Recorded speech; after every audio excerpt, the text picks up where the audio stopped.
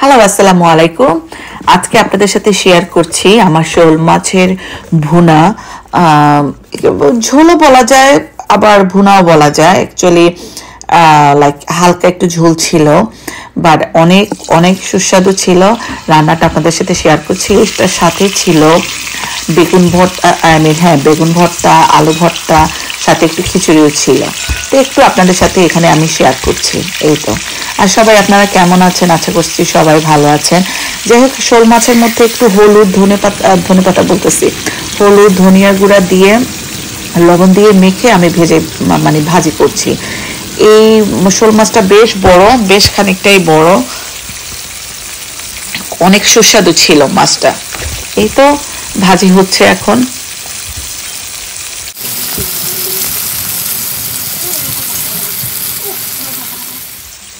এই যে মোটামুটি ভাজি, মোটামুটি এটা একটু গোল্ডেন কালার হয়ে আসছে। আর হয়তো বা 2-3 মিনিট ভাজবো। ভাজার পরেই আমি অন্য স্টেপে চলে যাব।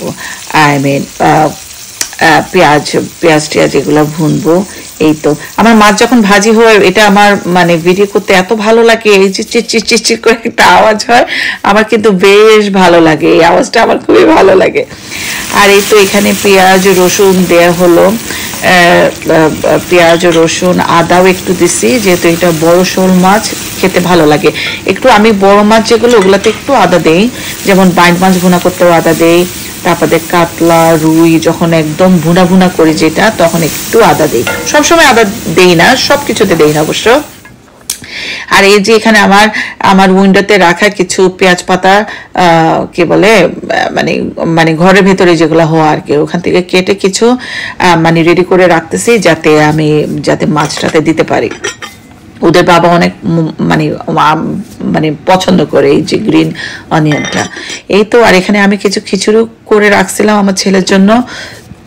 এক্সকিউজ মি, একটু খিচুড়ি করা ছিল।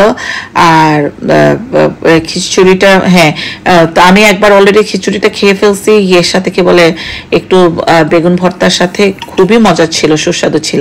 যাই হোক, এখানে মশলা টশলা অনেকক্ষণ ভুনা হয়েছে, কষানো হয়েছে। কষানো হওয়ার পরে আমি মাছটা দিয়ে দিছি। মাছটাতে একটু ঝালটাও আমি দিছি, সাথে কাঁচামরিচ ছিল। এই তো এখন মোটামুটি পানির সাথে তারা সাঁতার কাটতেছে। কিছুক্ষণ ওদের সাথে ঝোল আর মাছে একসাথে কথা বলবে। তারপরে কিছুক্ষণ পরে অ্যাটলিস্ট 10-15 মিনিট পর কষানোর পরে আমি ধরেন এই যে পেঁয়াজ পাতাটা যেটা বললাম, পেঁয়াজ পাতা কেটে রাখছি, সেটা এখন দিয়ে দিলাম। এই তো। এই পেঁয়াজ পাতাটা দেওয়ার পর এত সুন্দর একটা স্মেল আসে, খুবই ভালো লাগে।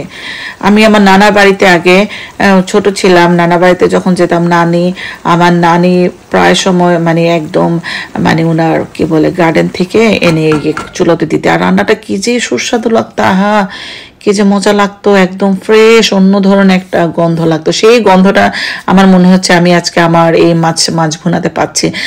বাই দ্য ওয়ে, আমি এটাতে ধনেপাতা দেই নাই, যেহেতু পেঁয়াজ পাতা অনেকগুলো দিছি। আর আমি ইচ্ছে করে ধনেপাতাটা দেই নাই, কেননা এই মাছ ভুনার মধ্যে জিরে, সব ধরনের মশলা ছিল তো, আর সাথে পেঁয়াজ পাতা দিছি। আমার মনে হচ্ছিল এত সুন্দর একটা গন্ধ পেঁয়াজ পাতা থেকে বের হচ্ছে, আর ধনেপাতাটা এর জন্য ইচ্ছা করে আমি এটা স্কিপ করলাম। মাশাআল্লাহ, আমার মাছ ভুনাটা এত সুস্বাদু ছিল, খুবই সুস্বাদু ছিল।